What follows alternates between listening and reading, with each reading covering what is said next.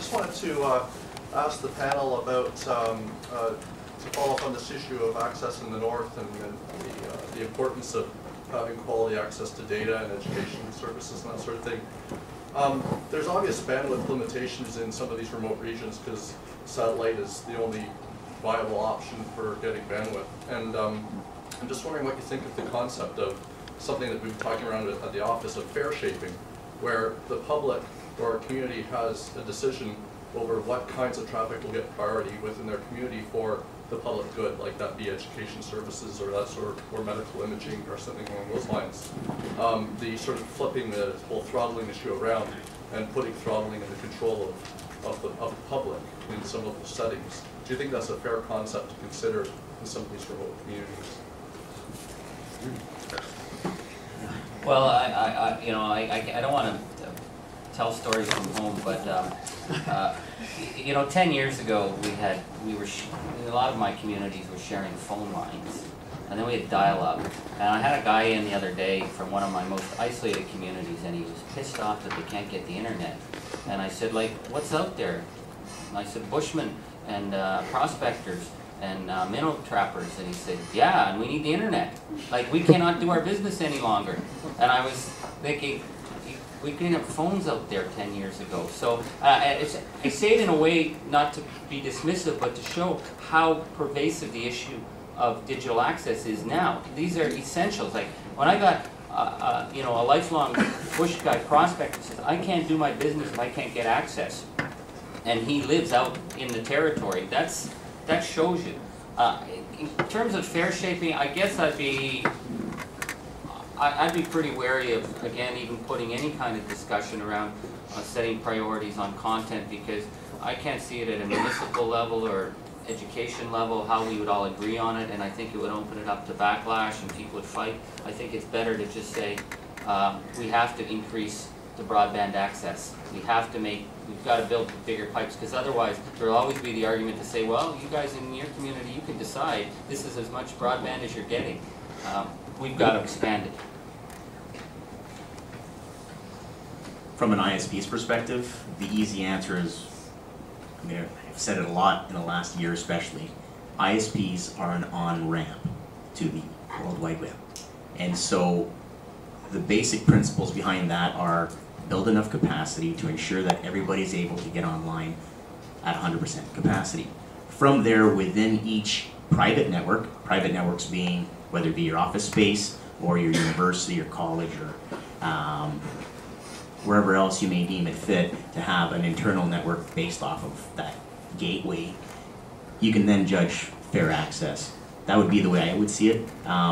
Otherwise, you place it back in the pockets of those that are going to want to profit from it. Just a quick comment. I actually think there's a bit of a danger in trying to take what strike me as two separate issues. There's the issue of having access in remote communities, and then there's the issue of appropriate network management, regardless of who decides.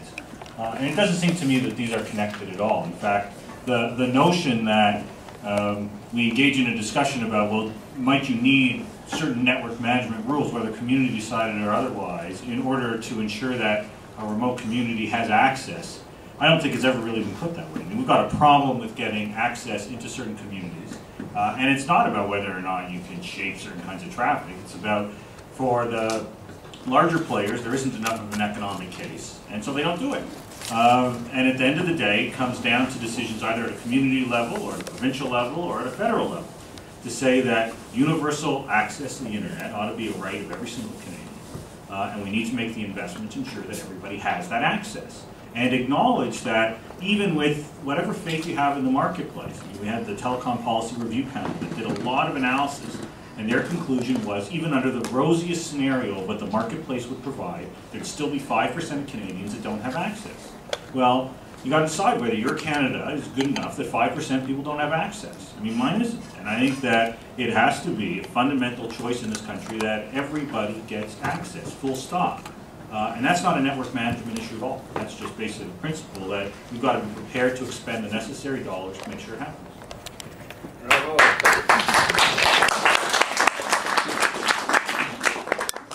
Are you the gentleman with the website? Yeah, that's, a lot of people have. Kudos to you. I like your blog, and I posted a couple of. A little louder if you can. Okay, I posted a couple of. I made a couple of posts on there as well. So. Yeah, hey. But I think we're on the same wave in terms of access and free speech and stuff like that. And I think one thing came up while I was doing a bit of research, and I haven't really received kind of answers that have been satisfactory to me, and maybe somebody in the audience or on the panel can maybe enlighten me a bit further about the idea of wireless mesh networks. Because I heard that an entire country was once patched together, like before there was an ISP, and they're all patched together and connected using mesh networks on laptops or desktops or whatever. What's the deal there? Can we maybe sometimes get away from ISPs and maybe do the peer-to-peer thing using wireless? Maybe is there someone in the audience? And that might also be good for rural networks possibly too, but I don't know. I don't know enough about the technology. Okay, we've got. Sure. It's Jacob Glick. I'm Canada Policy Counsel for Google. Just one of the things to think about in that context. Can you use the mic actually Sure. so our online people can hear? Sure. I'm Jacob Glick. I'm Canada Policy Counsel for Google. One of the things you might think about in that context is spectrum reform. Spectrum reform. So, as you know, recently Industry Canada auctioned off a certain part of the radio spectrum for use in wireless services. A set-aside was made for new entrants, and those new entrants will be rolling out their wireless services soon. That's a good thing. And it raised billions of dollars, $4 billion to be exact. Lots of people have said that that money should go towards broadband infrastructure. I think these days it's probably going to go to the deficit, but that's another story. Automaker. Auto, right?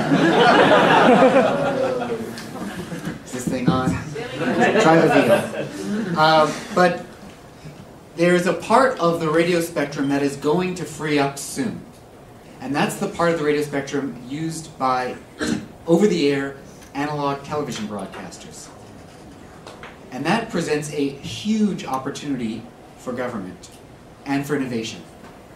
Because that spectrum is really, really good spectrum. It goes through walls, it goes far, and there's a possibility of, if you especially allocate that spectrum and allow it for use, for unlicensed use, that is, not the exclusive use of any one person or company, but unlicensed use, like the Wi-Fi spectrum, you may get a significant amount of new entrants and innovation in the delivery of broadband over wireless. Just in the same way that the Wi-Fi spectrum was, in the 1980s, made unlicensed, and it was decades later, or a decade later, that it was used for wireless home networking. So this is what one of our founders calls the potential for Wi-Fi on steroids. So for what it's worth, you may see some facilities-based competition in the context of spectrum reform, although truly you will probably not see the same speeds as you will ultimately see with fiber-to-the-home broadband networks.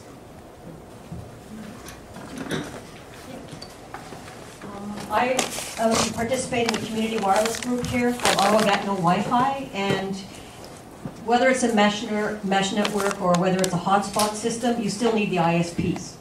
So you don't bypass the ISPs. What is that in the future? Maybe, but I'm not convinced of that. I'll leave it at that for now.